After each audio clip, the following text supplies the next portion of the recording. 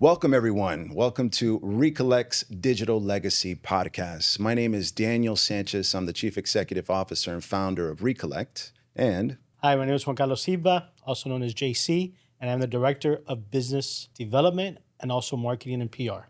absolutely. Well, JC, I want to go ahead and welcome everyone to our new podcast. The reason why Reekolect has set up this podcast to ensure that not only we can give you insight into our organization, but also discuss controversial topics, technology, all revolving around AI and how we can use it for memory preservation. And today's our first episode.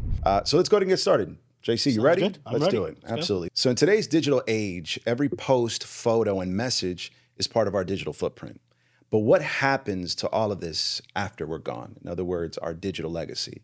So to define our digital legacy is basically all the content that we leave, emails, social media accounts, videos, just Everything. overall everything. Everything. Overall content. Any after post we you leave. put on social media, Exactly. anything that you save to your phone, everything becomes digitally Absolutely. preserved forever, basically. Absolutely. Absolutely. So let's dive into about digital legacies. Let's just dive a little bit into some more deeper topics about why it matters and why having a digital legacy means so much.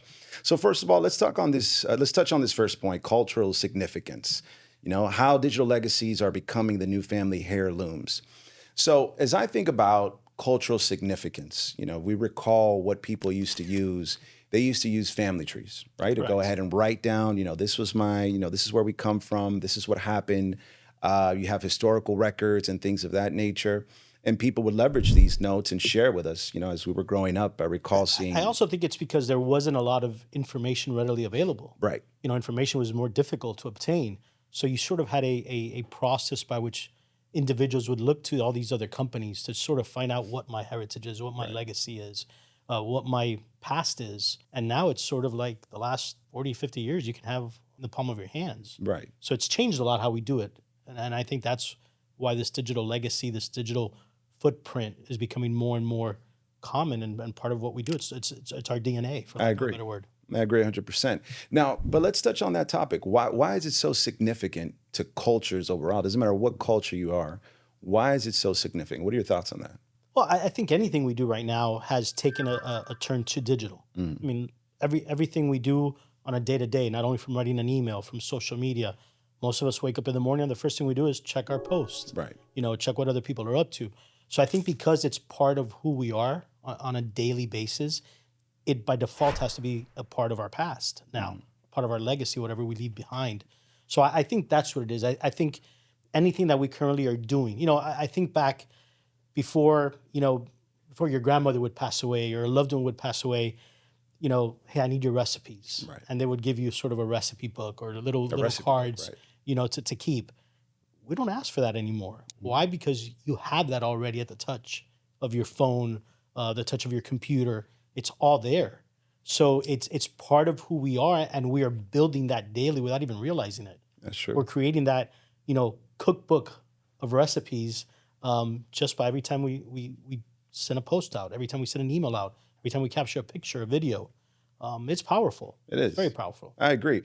And also the way we're capturing content now is completely different than what they did 100 years ago, right? 100%. When we first started, we were painting pictures on cave walls, and then we introduced photos, where we look at the first few photos. People didn't even have any etiquette. Some people wouldn't even smile. Then we upgraded to And video. if you notice, everybody is not very good looking because they couldn't edit anything. No filters. Now we all look great because not necessarily right now, but you know what I'm saying. Of course. You get everything filtered out and we look amazing. I agree. So it's very different. It is, absolutely. So the way we capture it now is it's so immersive. We can both agree on that. Just, not only being able to record, let's say, your grandmother when she would be doing that particular recipe or dish or whatever it was, but being able to retrieve a file, a piece of content so easily, right, and share it with generations to come. We can understand how this has such a significance to our culture and how it's evolved during the time, but it's still as important as it was 100 years ago, as it was 1,000. And I think not only saving those memories and us capturing and doing all that, but the AI that's involved right now, right, as we're talking about, absolutely, the part that AI does in this digital capture and digital preservation, I was on, you wouldn't know about this because I know you don't use Apple products. Apple, if you're interested, we're open for, Samsung, we're definitely. open for, sponsorship here. But I think that, I was looking at my photos and it basically separates every individual you have. Right. It knows who they are, it has them by name, and then it'll bring up a digital album. And I have my granddaughter who's going to be 4 this year. And that album, the other day I was looking at it, said, Emmy's pictures. And it was literally from yesterday until the day she was born. And it would just recapture, not even significant, just fun times that we had. Lasted about 5 minutes. And it was 4 years of memories in 5 minutes. And it just happened, if you look at 5 years in my life, 4 years in my life, and it just brought back so many memories. And it seems like that was just yesterday. So taking that and multiplying that over 40, 50, 60, 70 years of somebody's life, that's going to be amazing. Very powerful. Yep, I agree. absolutely. I agree. Absolutely. Well, I guess we're looking at also now, we're observing the technology. We're looking at the way it's evolved, its innovation. Let's take a more subjective approach, right? Where we can honestly think about what is the emotional value that's created by a digital legacy from all this content and what it means to us. So let me ask you the question, because I know about a year ago, my grandmother passed away. And as I went back looking at all the videos and all the photos, the emotion that I felt, other than, a feeling of missing her and even nostalgia, right? You put yourself in that time where you were, the emotional value that it meant to me, it was just so great. It's so significant to me because you're touching into your roots, you're touching into your essence, into your ancestry. Right. So what about you? What's your thoughts on the emotional value of this content that we're building? I think it's that's the most powerful thing, in my opinion, that emotional connection that you have. As you know, Daniel, my dad passed away when I was very young. I was 25. So he's been gone for almost 30 years. And I regret not being that he wasn't around with this technology, because I'm looking at old VHS or looking at old videos. And no matter how much we try to copy that and bring it in, it's not the same as having a phone capturing it, which I'm sure you were able to do some of that with your grandmother because she was around for some of that, like I'm doing now with my mother. And I think that's important because, like the example I gave with my granddaughter, it's so emotionally powerful to see that and see the smile and see you being there and being a part of it. It's definitely something completely new. And I think it's just we're at the cusp of something huge in this preservation of memories. Absolutely. I agree. I agree with that. And I think it's that at its core, it's a human emotion that no matter how modern, futuristic we become and evolve in this journey of our evolution, it's a core element of humans to look at their past and want to connect with the past and preserve it. Hence our organization and why we're offering the technology that we offer. So it's so important. The next point I'd like to talk about is regarding historical records, right? How they serve as a personal archive for future generations, right? So how our future generations are going to be able to come back and look at it. Now, you and I, we can go back and look at photos. We can, if you're lucky enough, you'll be able to see videos that you might have posted on social media. But what about the future generations? As technology evolves, how are they going to go back and perceive and associate and really find relevance in the content that we're recording today? What are your thoughts on that? Yeah, I think there's certain things in place that are a legacy, basically contact that you can leave behind. I know that some companies have that, Samsung, Apple. Right. You pick the person that you want to get the information that you have so they can access your photos, your emails, everything you have preserved on the cloud. Now they have access to it. I think what's important about what we're trying to do at Reekolect is not just the information that's there and stored. It's we can now empower individuals to store that information in a way that speaks to the past, to their, to those that they left behind, in a way that they want to be remembered and related to. And I think that's powerful. It's not just looking at data that's stored there, but it's information that now I'm talking to my loved ones and saying, how I care about them, how I feel about them, and they can go back and look at that. I think that's the power in what we're trying to do. Absolutely. Absolutely. And I think that's definitely where we're, to your point, integrating AI technology to be able to accomplish that. And basically, the way I always look at it, as I look at the organization, the technology that we're putting together, the goal here of what we want to do at Reekolect is to be able to revolutionize the way we remember and connect, right? And a lot of people may think that video perhaps is the ceiling of that technology and the way it's been able to evolve.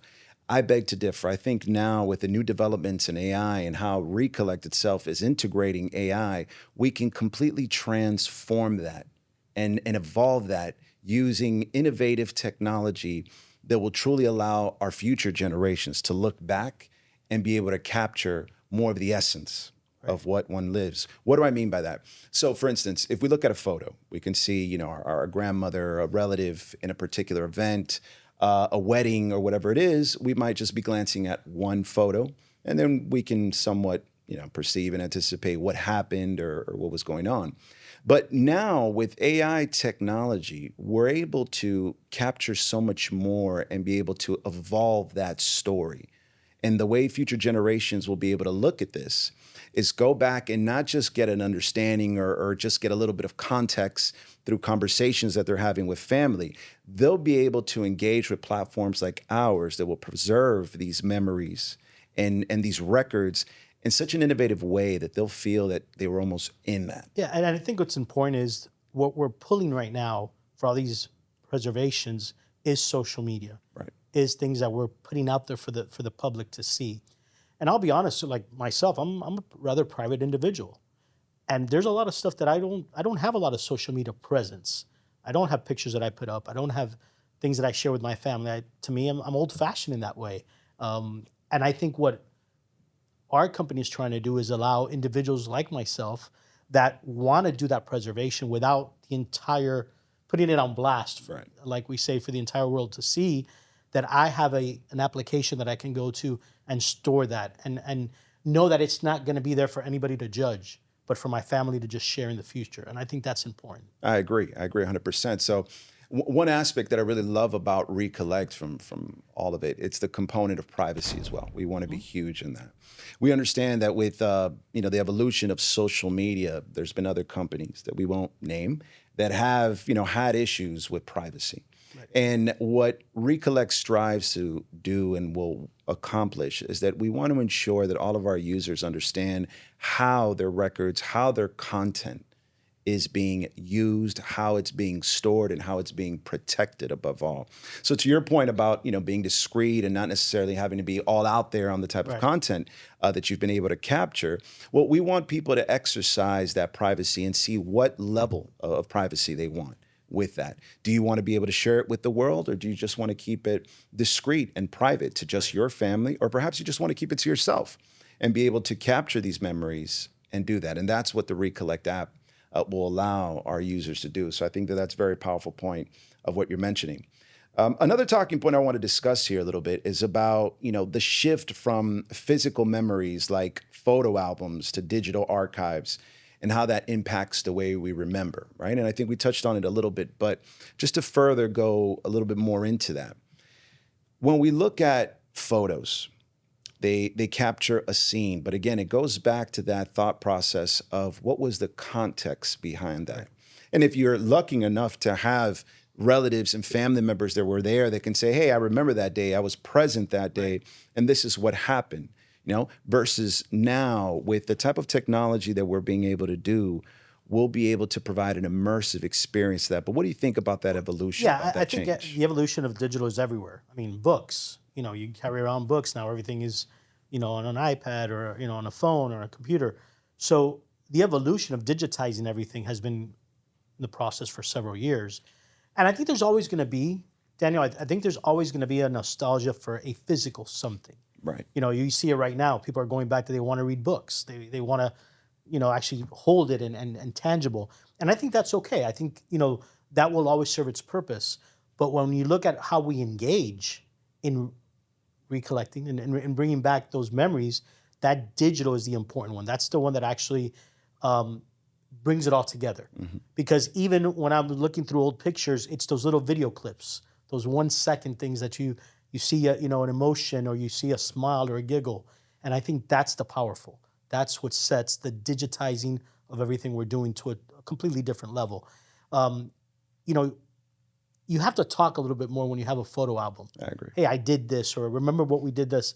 Now you're living it. Mm-hmm. And it's not that it's taking away the conversation. I think it's enhancing it for the loved ones and those that you leave behind. They're going to be able to say, oh my God, you know, not only do you hear what happened, do you see what happened, but now you have anecdotal conversations about it at a more powerful level.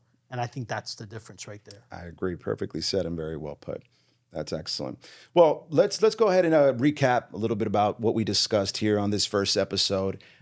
Just overall discussing a digital legacy, right? Hence the name of our podcast, about why it's important and the fact that what it means is all the content. So for all of our viewers and audience there, as you're writing those emails, you're putting up those social media posts, as you're, taking video and reels with your family, think about the value of that content and what it will mean to future generations to come. And think about how you're going to be able to keep that content. Where are you going to keep that content? How are you going to preserve those memories? And where can you do that? And what we're saying is the Reekolect app is something that a platform that will offer that ability. But overall, what I like to recap on is that number one, we understand its cultural significance. We know what it means to us as a culture, as humanity, as mankind, of being able to preserve those memories and keep them. We also understand the technological developments now that allow for a more immersive experience that you'll have with that. And then as well as on an emotional level, what it means to us, how important it is, not only for us today, but as well for those future generations. Yeah, and being in control of it. And being in control. We the last thing I want to leave with is we always do searches, we're always doing things, and it's funny, we go online and we're like, oh my God, I was just talking about that. Whether it's Alexa listening to you or Siri or whoever it is, and then everything you're searching for, you were talking about, now they're selling you. Right. And if technology is using that to take our money, we should find a way to use technology to preserve our memories and leave an image that we want to portray. I agree. And I think we are empowering them to do that through Reekolect. And that's what's powerful about what we're trying to do. We're trying to take that control into our own hands and giving the legacy the way we want it to be portrayed. Absolutely. Very well put. All right. Well, I'd like to thank everyone for joining us with the first podcast. Please stay tuned for the next episode as we dive into more immersive topics about AI, Reekolect, and memory preservation. Thank you for joining us.